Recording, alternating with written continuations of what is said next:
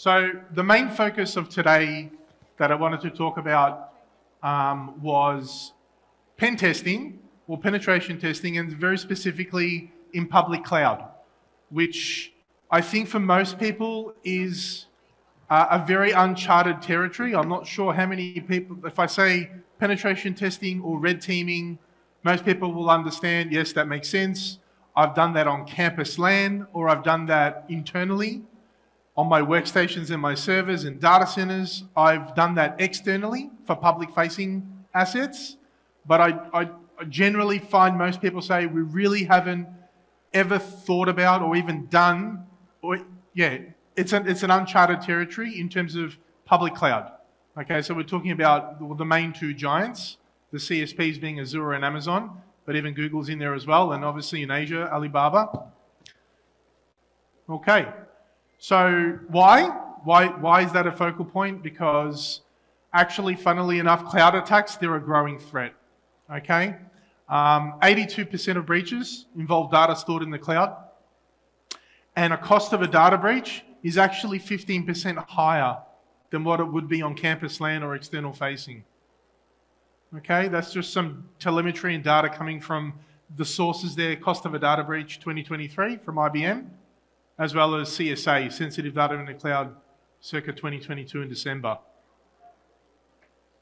And why is that? Hopefully this resonates with everyone. Let's go through some of those challenges as to why. Limited exposure. So there's going to be a plane and aeronautical theme to this, so bear with me. It's actually quite cute. So limited exposure and visibility in the cloud. And people, the most pressing use case with that would be shadow IT. Okay, so the lack of visibility from that perspective. Hybrid environments. So typically, very few people are born native and only in the cloud. Most people resonate that there is a hybrid setup. So you have some legacy on-prem with connections to the cloud. VPNs, the express route or direct connect from the two CSPs, there's going to be some linkage or route to the cloud. So that poses the second challenge. And then knowing impact from a pile of findings. Like I said, the aeronautical theme. So there's just a cute analogy there. With all those rivets, every single one needs to be thoroughly checked because you don't know where that single pinhole or that single entry point could be from a threat perspective that could bring the entire environment down. And that's the analogy with all the rivets there.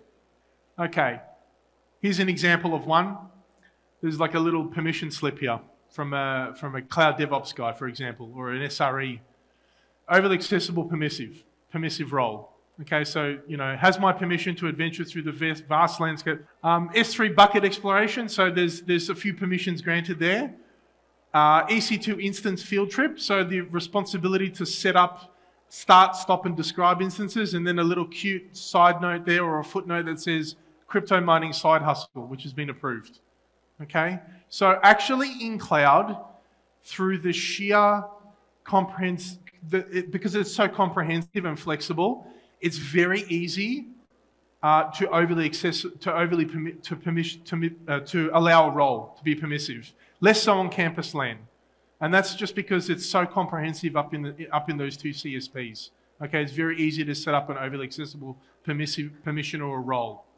And there's a new level of complexity. So cloud architecture, obviously, it's distributed, it's highly dynamic, it's automated and orchestrated, and to the point where the CI/CD or the dev world now applies to infrastructure. So obviously with CloudFormation or Terraform or other IAC or CFM-based tooling, we can apply the dev world's benefit and orchestration and automation to frankly, infrastructure, okay? And hence, that poses a challenge. So we'll go through a common cloud inventory, which hopefully some people will understand this, most people should. There's a lot going on this, so bear with me. So we've got obviously an example of the two key CSPs that are out in the market at the moment, being AWS and Azure. We have a range of their cloud services. So we've got EC2s and the relational database from Amazon, as well as simple storage, S3, as examples. And then on the Azure side, we have VM, Active Directory, or Entra ID as it's called now, SQL database, and blob storage. okay? And then we have resources on the bottom, and that's split across accounts, and that's a typical footprint for how the cloud would look, okay? And then, so it's comprehensive. That's the note there. And then if you add onto that, everything is all, it can be all orchestrated and automated in terms of spin up, spin down, and flexibility. So you have the same CI/CD architecture, build and test, and then the repo, source code control, that can be applied to all the resources in the CSPs. As you can see there, everything is just codified. And that's an example of CI/CD pipeline in action in CSPs. And then so you've got that challenge, and then you've got the attack surface that exists in the cloud. Okay, so if you can imagine all of that flexibility with what you're dealing with in the cloud, it really can boil down to three key areas: workloads, identities, and data.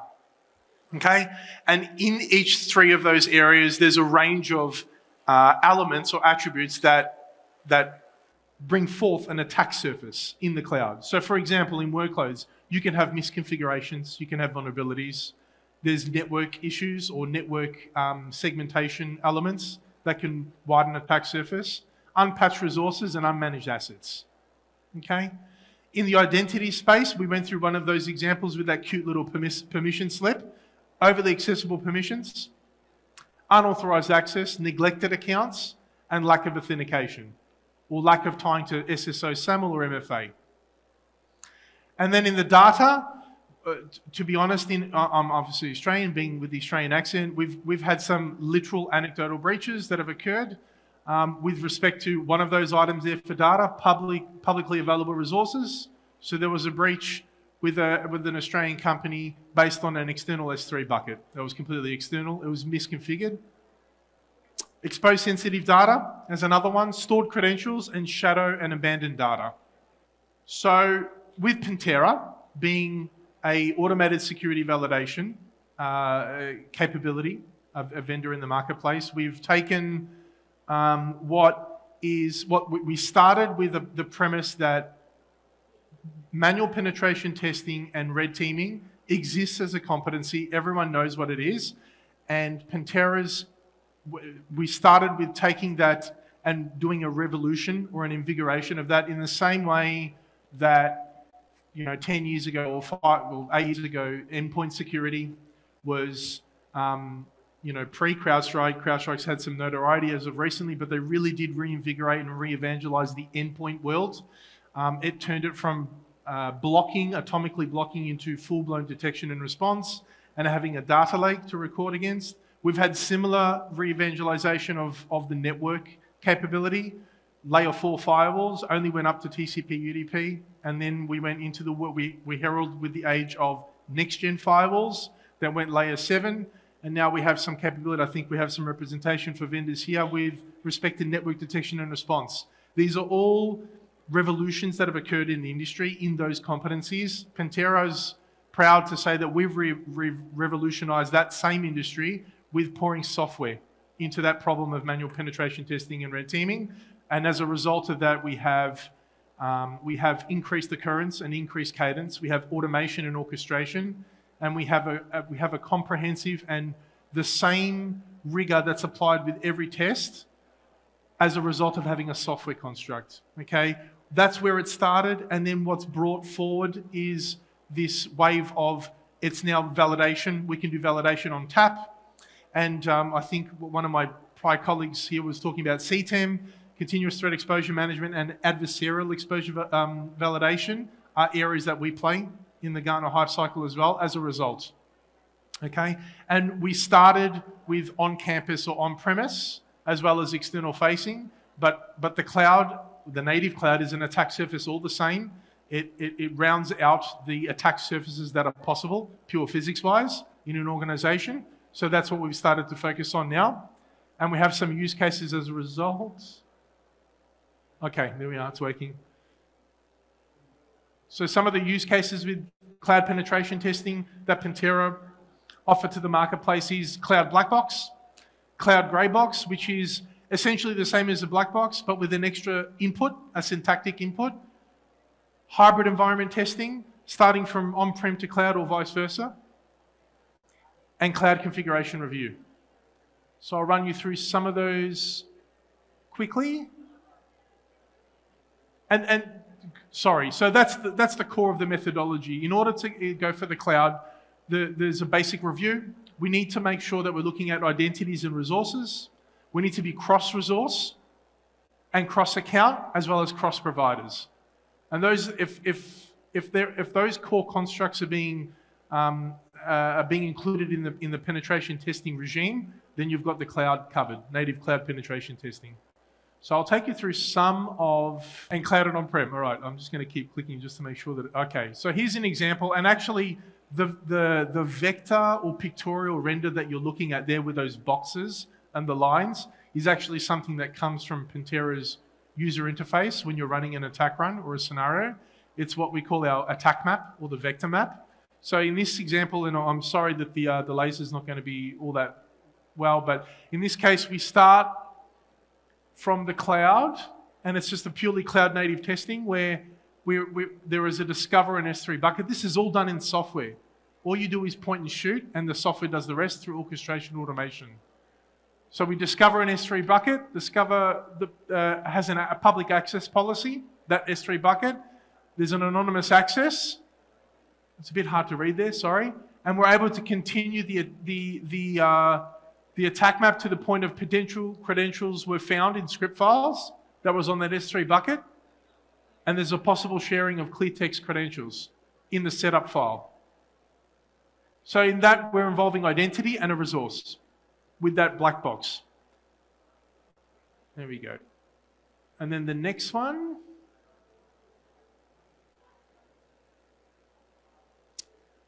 is a grey box this time, and this is in AWS. So I'll just make sure I'll get the entire attack map out, and then I'll talk through it. It's a bit hard to read, sorry. So we validate some input, and we're able to get SSH keys from sorry about that, SSH credentials. We're able to note that there is privileged remote code execution capability, and then extract and go to the point of interfacing with the backup services. That's an example of a grey box. And running a ransomware routine.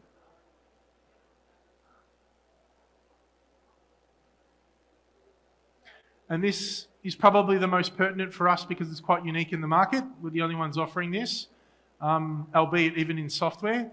We're starting from cloud and then going to the point of on-prem.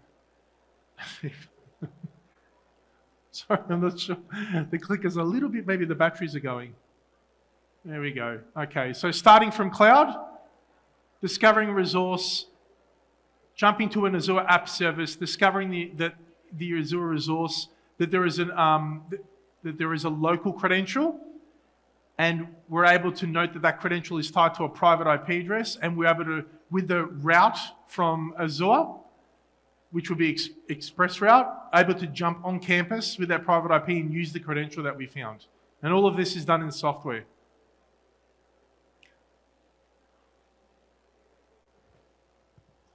Cloud configuration review is less abrasive or active. It's just a wash in a similar way that a CSPM would do. But we're able to offer that in our product where the key focus, frankly, is the grey box, the black box. The cloud configuration review is a less active capability, but we're able to slipstream that into the product as well and offer that at no cost. That concludes deconstructing cloud pen testing, how Pentera sees it with our security research team, in line with the plain theme. We've got a booth at the back there. You just have to go past this initial stands. Come and speak to us. There's 3 of us there. We'd love to speak to you about what we do and further embellish more on the cloud side. Thank you very much. All right. Thank you so much, Michael, Gioia. I think the hardest part about all of this is to cram all of that in about 10 to 15 minutes, right? So much information to take in and to share with everyone. So penetration testing for cyber resilience, and of course, cloud attacks is definitely a growing threat. And there you go. You can take a look at the takeaways that he has for everybody. It's a bird. It's a plane.